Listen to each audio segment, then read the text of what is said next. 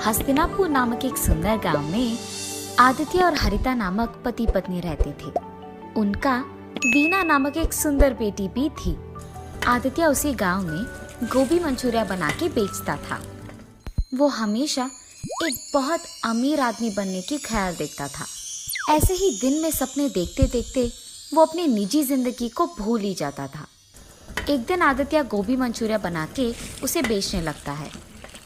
गोभी मंचूरिया, ताज़ा और स्वादिष्ट गोभी मंचूरिया, एक प्लेट का सिर्फ 40 रुपए।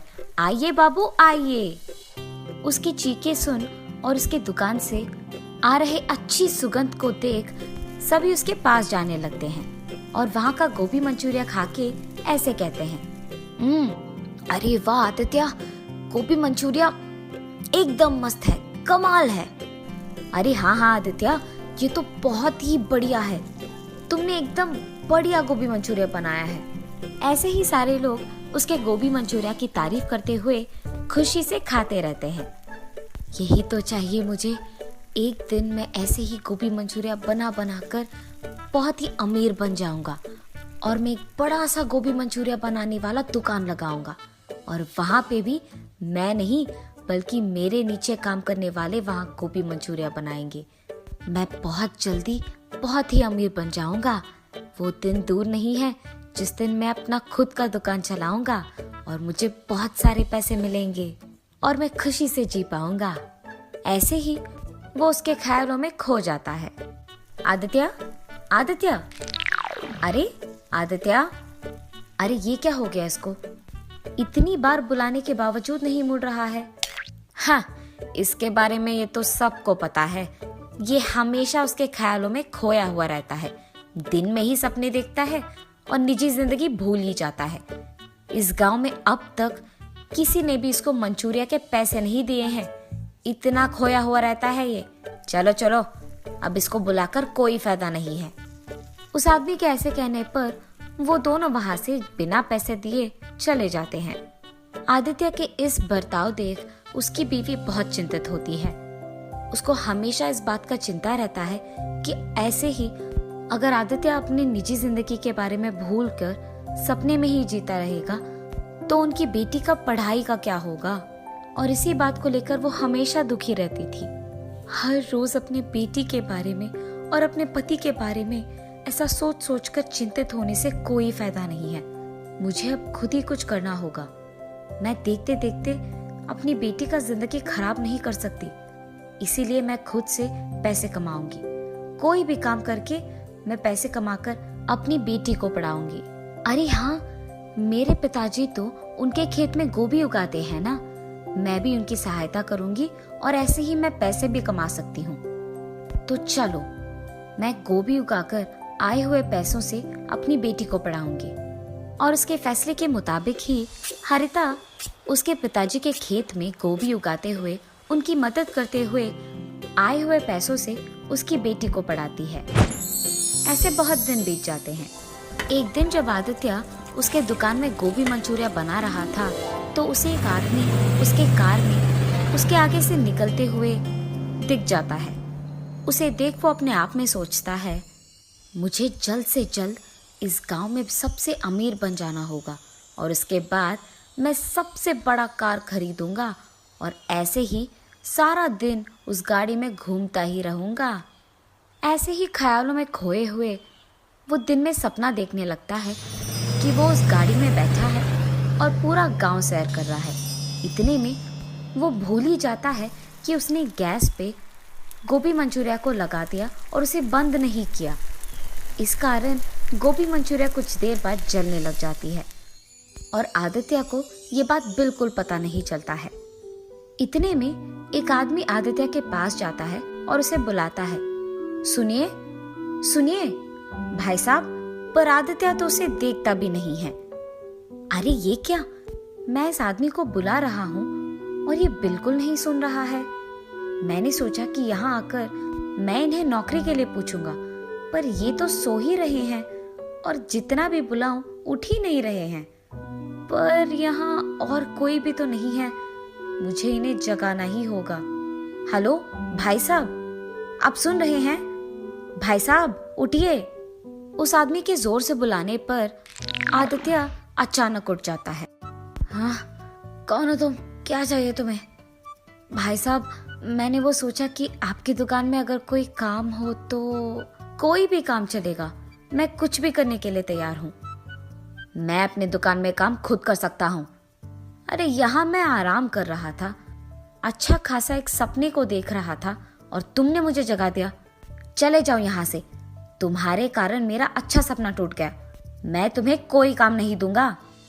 आदित्य के ऐसे कहने पर वो आदमी बहुत दुखी होता है और चुपचाप वहां से चलने ही लगता है कि इतने में उसे दुकान से जलने की बू आने लगती है।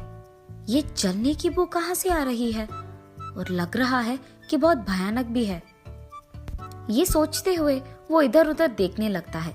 इतने में उसको दिख जाता है कि ये बू आदित्य की दुकान से आ रही है और तुरंत वो आदित्य के पास जाकर कहता है, अरे भाई साहब, लगता है कि आपने बहुत मेहनत करके ये गोभी मंचूरिया बनाया है, पर आपने गैस बंद नहीं किया। शायद आप भूल गए होंगे। क्या? मैंने गैस बंद नहीं किया? ये कहते हुए आदित्य उसके गोभी मंचूरिया के पास भाग कर जाता है। उसे बर्बाद होते देख वो बहुत निराश होता है। मैंने इस आदमी पे चिल्लाया है और इसने फिर भी मेरा भला ही चाहा है। लगता है कि ये आदमी बहुत अच्छा है और नेक इंसान है। इसे अगर मैं काम पे लगा लूंगा तो दोबारा जलने से बचाएगा मेरे गोभी मंचूरिया को, और उसके सिवाय अगर मैं कभी अपने ख्यालों में खो भी गया तो ये मुझे संभाल लेगा। यही बेहतर है कि ये मेरे पास काम करे। सुनो, तुम्हारा नाम क्या है? जी, किरण। ठीक है किरण, तुम्हें कहीं जाने की जरूरत नहीं है। तुम मेरे यहाँ काम करोगे। कल से आ जाना। मैं मंचूरिया बनाऊंगा और तुम उसे जाकर अपने ग्राहक को दे दोगे, ठीक है? जी साहब, मैं कल से आ जाऊंगा काम पे। उनके फैसले के मुताबिक ही अगले दिन जब किरण काम पे आता है तो आदित्य गोभी मंचूरिया बनाते रहता है और किरण उन्हें ग्राहकों को पहुंचाते रहता है। पर हर रोज की तरह उस दिन भी आदित्य उसके ख्यालों में खोए रहता है और पैसे लेना भूल जाता है। तब किरण सारे ग्राहकों को गोभी मंचूरिया पहुंचा के उनसे पैसे ले लेता है। रात होने के बाद आदित्य वापस निजी जिंदगी में आ जाता है और कहता है, हाँ, लगता है रात हो गया। चलो किरण, हम सामान लेकर घर चले जाते हैं। जी साहब। और साहब, आज के पैसे ये लीजिए। हाँ, मुझे तो पता भी नहीं था कि तुमने ग्राहकों से पैसे लिए हैं, और तुम ये बात छुपा भी सकते थे, पर तुमने ऐसा नहीं किया और बहुत ईमानदारी से तुमने मुझे आज के पैसे दिए हैं। मैं हमेशा अपने ख्यालों में खोया रहता हूँ, इसलिए कभी पैसे घर लेके नहीं गया हूँ, पर आज सिर्फ तुम्हारे कारण मैं इन पैसों को घर लेके जाने वाला हूँ। मुझे बहुत खुशी हो रही है। ये लो, इसमें आधा हिस्सा तुम्हारा है। ऐसे कहकर किरण को उसका हिस्सा देकर खुशी खुशी वो पैसे उसके घर लेके जाता है। घर जाते ही, ये लो हरिता, आज के पैसे। क्या? आप पैसे लेकर आए? मैंने तो सोचा ये दिन कभी नहीं आएगा जी। मुझे आज बहुत खुशी हो रही है। हरिता के ऐसे कहने पर आदित्य उसे किरण के बारे में सब कुछ बताता है। भगवान का लाख लाख शुक्र है कि आपको काम में मदद करने के लिए एक ईमानदार और नेक इंसान मिल गया। चाहे कुछ भी हो जाए, उसे काम से कभी ना निकालिए जी, ठीक है? हाँ हरिता, कभी नहीं निकालूंगा। ऐसे ही कुछ दिन बीत जाते हैं। एक दिन काम खत्म हो जाने के बाद जब आदित्य पैसे लेकर घर लौटता है, वहाँ हरिता को दुखी देख, अरे क्या हुआ हरिता, तुम इतनी दुखी क्यों हो? मैंने अपने पिताजी के साथ उनके खेत में गोभी उगाया था जी, पर अब मार्केट में गोभी का दाम गिर गया है। इसी कारण गोभी बेचने पर मुझे ज्यादा पैसे नहीं मिलेंगे, और तो और मेरे निवेश के पैसों में एक भी हिस्सा मुझे लौटकर वापस नहीं आएगा। मुझे डर है कि मेरा नुकसान हो जाएगा जी। अरे चिंतित मत हो हरिता, मेरे पास इसके लिए एक हल है। मैं वैसे गोभी का ही मंचूरिया बनाता हूँ ना, तो तुम्हारे उगाए हुए गोभी को लेकर अगर मैं मंचूरिया बना के बेचूंगा तो उससे ज्यादा पैसे कमा पाऊंगा। ऐसे तुम्हारा नुकसान भी नहीं होगा और हमारा भी दुकान अच्छा ही चलेगा। ठीक है जी, मुझे भी लगता है कि ये काम करेगा। गोभी सारे खेत में इकट्ठे किए हैं मैंने, आप वहां से उसे ले लीजिए। हरिता के ऐसे कहने पर वो उसके फैसले के मुताबिक ही खेत में जाकर गोभी लेकर उसे मंचूरिया बनाता है और बेचता है। कुछ दिन बीत जाने के बाद जब वो आए हुए पैसों का गिनती करता है तो बहुत सारे पैसे मिलते हैं और वो लाभ में होते हैं। वो खुशी खुशी उसके बीवी के पास जाकर उसे ये खुशखबरी देता है।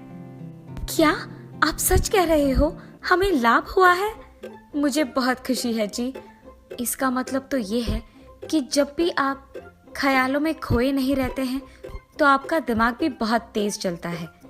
मुझे तो लगा कि आप उन ख्यालों से कभी बाहर नहीं आएंगे, पर आज आपको ऐसे देखकर मुझे बहुत खुशी हो रही है। अब से हर साल मैं अपना गोभी उगाकर आपको ही दूंगी और आप ऐसे ही लाभ बनाएंगे। मंजूर है? हाँ हरिता, मंजूर है।